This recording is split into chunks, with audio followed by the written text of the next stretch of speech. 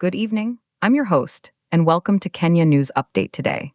In a significant development for regional security and international cooperation, a high-level delegation from the United Kingdom's border force has concluded a strategic visit to Nairobi. This 12-minute deep dive will unpack what this partnership means for Kenya's fight against transnational crime, the economic implications, and the complex geopolitical chessboard on which this move is being made. We'll examine the data, hear multiple perspectives, and assess whether this represents a genuine strengthening of ties or a more transactional security arrangement. Our story begins at the Directorate of Criminal Investigations headquarters, where the meetings took place. This visit, led by Victoria Pullen, the Director of Home Office Intelligence and International Operations, was not a casual diplomatic call. It was a targeted, operational consultation aimed squarely at strengthening anti-narcotics operations. Ms. Pullen was accompanied by key figures including Richard Lloyd, Deputy Head of the Africa Border Security Command, and Christopher Hawksfield, Regional Director for East Africa. Their presence signals the UK's serious intent. The delegation met with senior Kenyan officials, including the Director of Criminal Investigations, to discuss intelligence sharing, joint training programs, and coordinated interdiction strategies. The timing is critical. East Africa remains a key transit corridor for narcotics, particularly heroin from Afghanistan and cocaine from Latin America, destined for European markets. The UK, facing its own domestic drug crisis, sees Kenya as a crucial frontline partner. To understand the scale of the challenge, let's look at the numbers. According to the latest National Authority for the Campaign Against Alcohol and Drug Abuse report from 2025, drug abuse costs the Kenyan economy an estimated 500 million shillings annually in lost productivity and health care. More starkly, the report indicates that approximately 18% of youth in major urban centers have experimented with hard drugs. On the interdiction side, the DCI and other agencies seized over 2.5 tons of narcotics in 2025, a 15% increase from the previous year. Yet, experts believe this represents only a fraction of the total flow.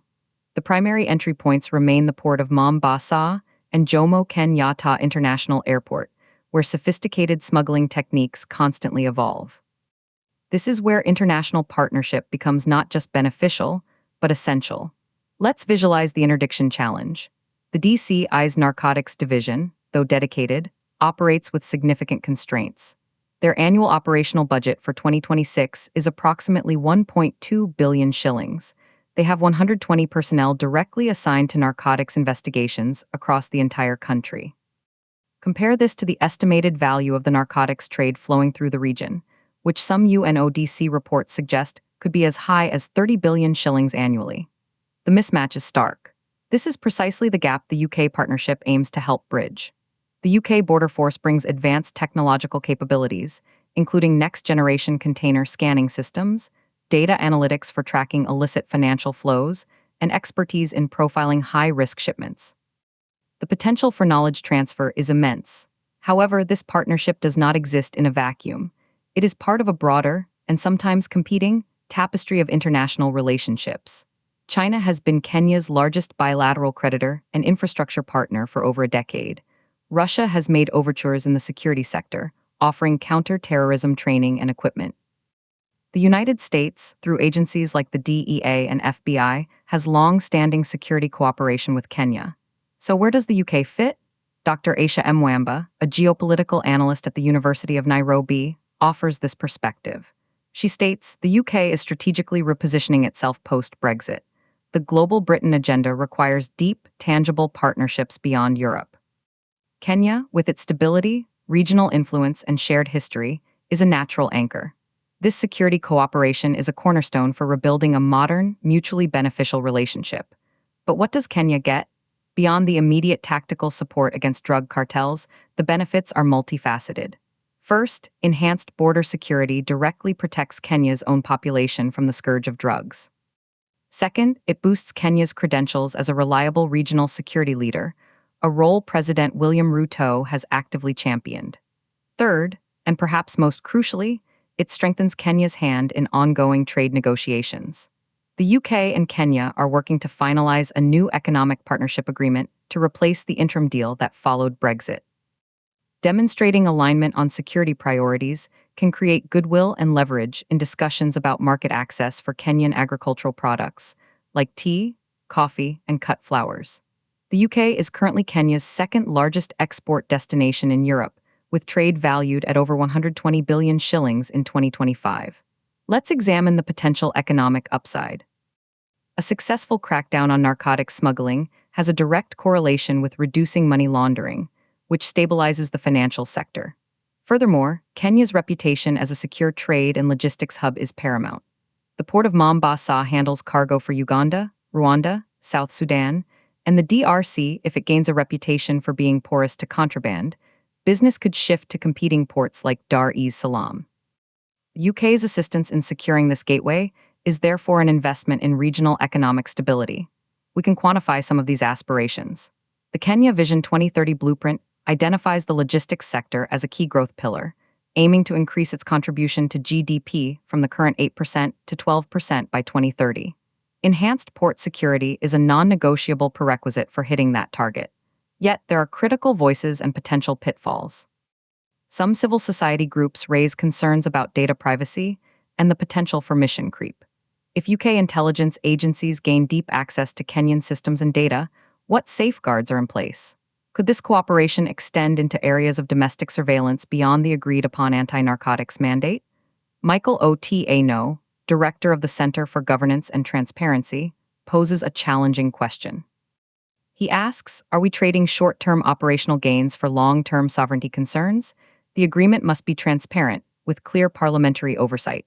We cannot have foreign agents operating in the shadows of our own institutions. This is a valid concern that requires a clear, public framework. Another perspective comes from the regional angle. How will neighbors view this deepened UK-Kenya security tie? Ethiopia, a traditional regional power, is preoccupied with internal conflicts. Tanzania often pursues a more independent foreign policy. Uganda has its own robust security partnerships with various nations.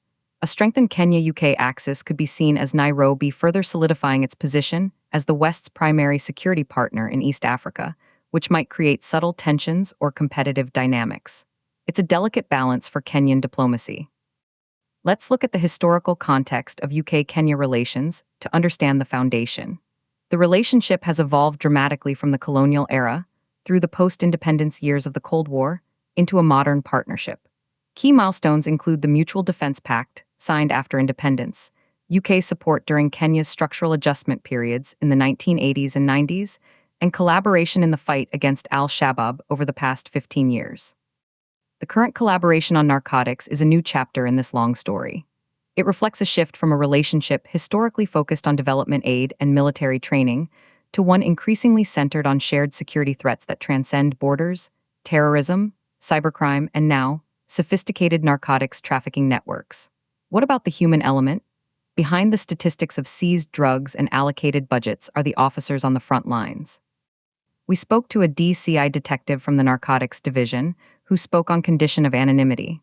He told us, the traffickers have global networks. They use encrypted apps, shell companies, and complex shipping routes.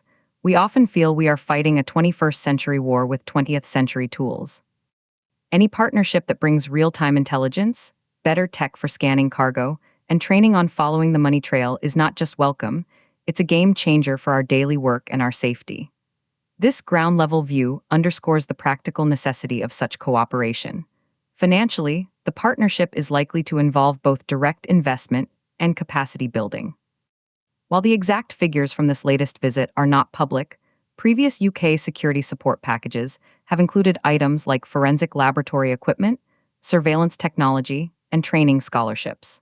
It is reasonable to project that a sustained partnership could see commitments in the range of 3 billion to 5 billion shillings over a 5-year period, combining grants, technical assistance, and shared infrastructure.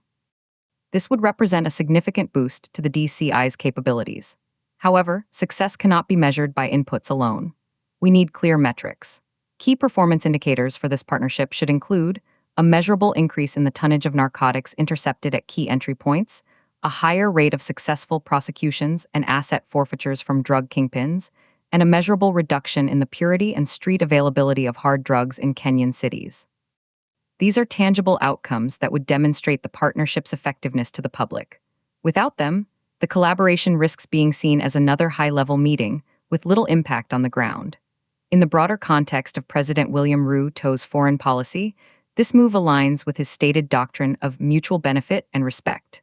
He has actively courted both traditional Western partners and new ones from the global South. Engaging deeply with the UK on security does not preclude strong ties with China on infrastructure or with other African nations on continental free trade. It is a multi-vector approach. For the UK, under the leadership of Prime Minister Keir Starmer, strengthening ties with a dynamic African economy like Kenya is a foreign policy win, showcasing global Britain's relevance. Looking ahead, what are the next steps? The consultations in Nairobi were likely the planning phase. We can expect to see working groups established, joint training exercises scheduled for the second quarter of 2026, and possibly the deployment of UK technical advisors to key ports. The ultimate test will be in the disruption of a major trafficking network as a direct result of this shared intelligence. That would be the definitive proof of concept. In conclusion, the visit of the UK Border Force delegation to the DCI headquarters is more than a diplomatic formality. It is a strategic investment by both nations in a shared security frontier. For Kenya, it offers enhanced tools to combat a destructive illicit trade that undermines public health and economic growth. For the UK, it secures a proactive partner in intercepting drugs before they reach British streets. The challenges of sovereignty, transparency, and measuring real-world impact remain. But in a world of interconnected threats, such partnerships are becoming the necessary norm rather than the exception. The strengthened Kenya-UK partnership on border security is a significant move on the geopolitical chessboard, one whose success will be judged not by memorandums of understanding, but by safer communities and more secure borders. For Kenya News Update Today, this has been a 12-minute deep dive. Subscribe to Kenya News Update Today for more in-depth analysis.